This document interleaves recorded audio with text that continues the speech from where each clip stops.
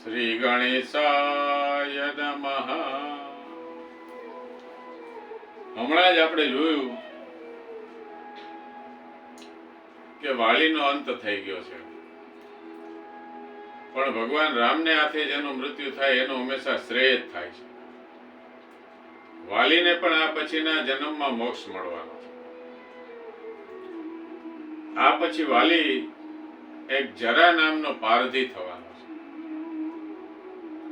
અને ભગવાન શ્રી રામચંદ્રજી આ પછીના જન્મમાં ભગવાન શ્રી કૃષ્ણ ચંદ્ર થવાના છે, કે જેણે ગીતાનો ઉપદેશ આપ્યો છે. આવો ઉપદેશ જગતના કોઈ પુસ્તકમાં નથી. ગીતાની બરાબરી કરી શકે એવું કોઈ પુસ્તક જગતમાં હજી સુધી એવો કોઈ ગ્રંથ હજી બન્યો નથી. તો આજે ભગવાન શ્રી કૃષ્ણને પણ આપણે યાદ કરી લઈએ.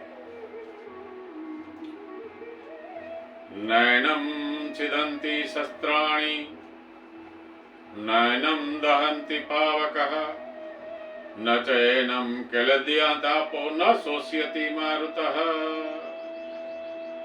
આ આત્માને અગ્નિ બાળતો નથી, શસ્ત્રો એને છેદતા નથી, વાયુ એને સૂકવી શકતો નથી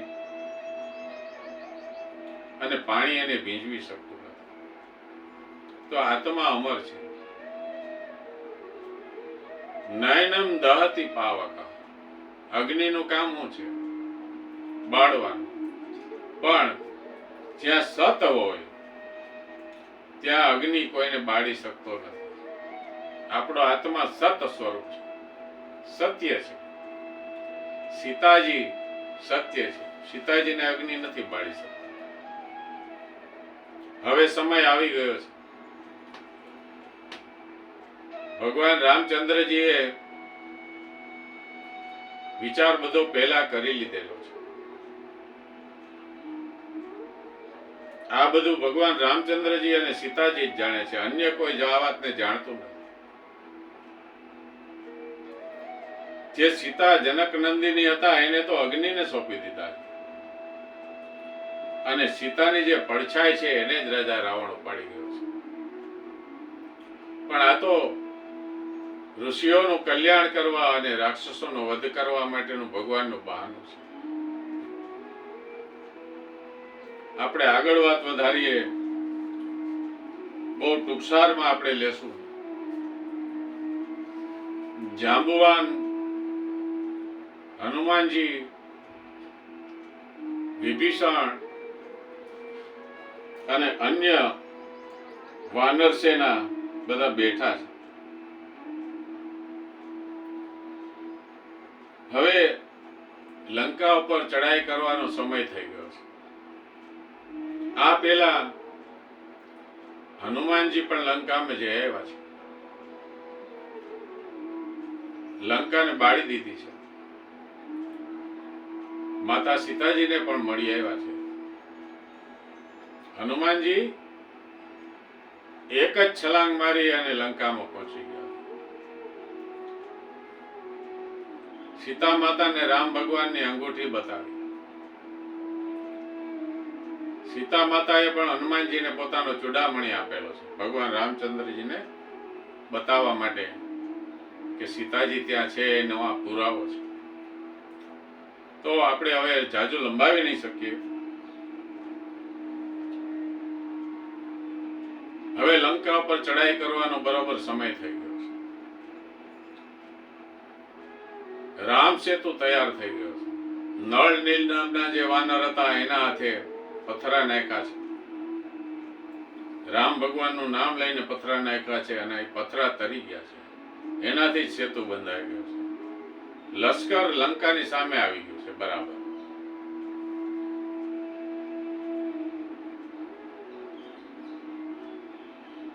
હનુમાનજી કહે છે કે હવે આ દરવાજો આપણે તોડી નાખીએ, કારણ કે લંકામાંથી કોઈ લડવા માટે આવતું નથી. 2 દિવસ થઈ ગયા છે.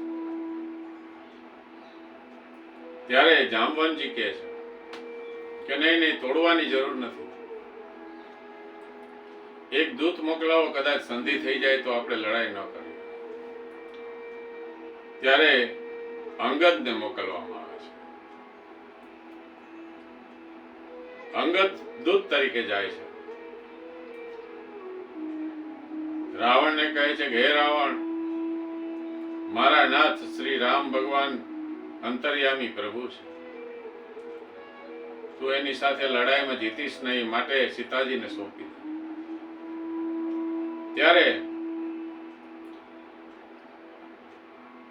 રાવણ હુંકાર ભરતા કહે છે કે તું વાનર શું સમજે છે તારા મનને, તારી અને તારા રામની શક્તિ શું છે. ત્યારે અંગદ એને યાદ અપાવે છે કે યાદ કરો રાવણ, બલિરાજા પાસે પાતાળમાં તમે ગયા હતા ત્યારે ત્યાં છોકરાઓએ તમને બાંધીને માર્યા હતા. શિવ ધનુષ ઉઠાવવા માટે તમે આવ્યા હતા સ્વયંવરમાં, ત્યારે ધનુષ તમારાથી ઉઠ્યું ન હતું. એ રામચંદ્રજીએ ફૂલની જેમ ઉઠાવ્યું હતું. ખુદ મારા પિતા વાલીએ તમને બગલમાં રાખી અને 7 સમુદ્રોની પરિક્રમા કરી હતી. આ બધું તમે ભૂલી ગયા છો. ત્યારે રાવણને ગુસ્સો આવે છે અને કહે છે કે આ વાનરને જલ્દી પકડો. ત્યારે અંગદ એક શરત રાખે છે કે આ મારો પગ કોઈ ઉઠાવી દે, તમારો કોઈ પણ રાક્ષસ બળશાળી હોય ને મારો પગ ઉઠાવી દે તો હું તમને કહી દઈશ કે તમે જીતી જવાના.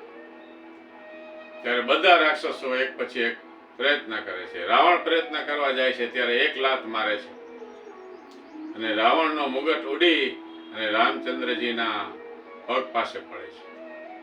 ત્યારે અંગદ ત્યાંથી ઠેકડો મારીને રામ ભગવાન પાસે આવે છે અને કહે છે કે આ 1 નો 2 થવાનો નથી.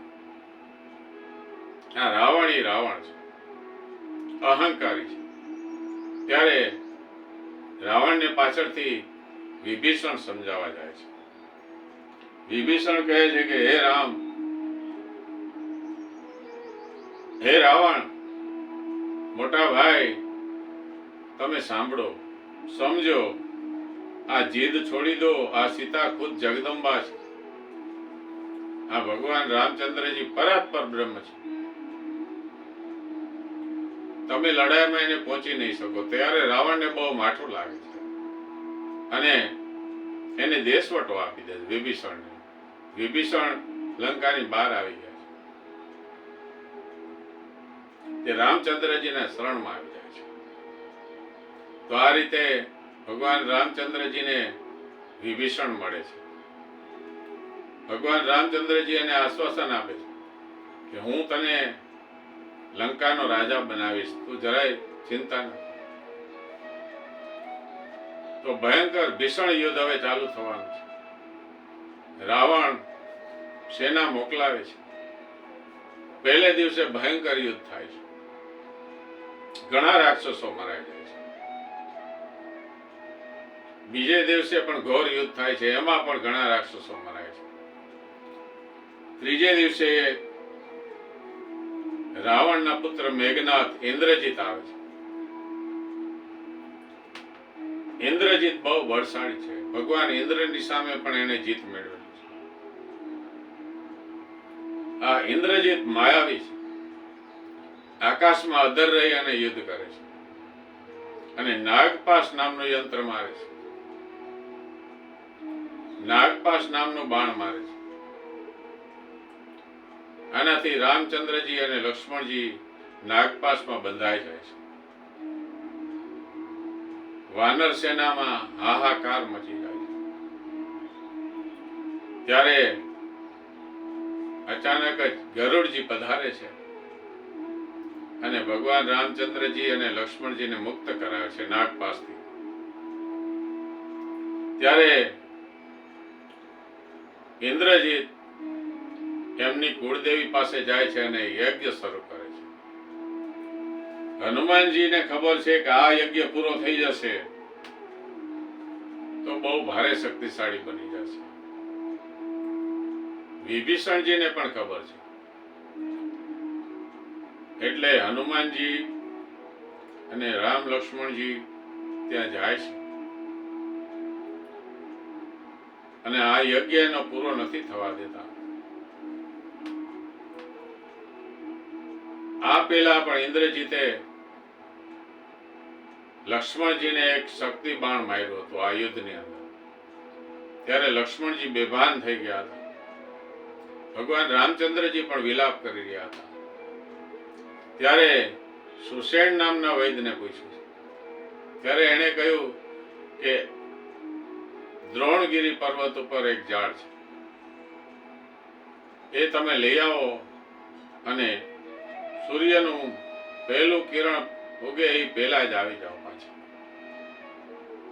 ત્યારે હનુમાનજી ત્યાંથી જાય છે ને મહા મહેનતે આ દ્રોણગીરી પર્વતને જ ઉચકીને લઈ આવે છે. એમાંથી સુષેણ વૈદ આ સંજીવની ઝાડ ગોતે છે અને લક્ષ્મણની મૂર્છા સમાપ્ત થાય છે. લક્ષ્મણજી બેઠા થાય છે. નમઃ પાર્વતી પતિ હર હર મહાદેવ.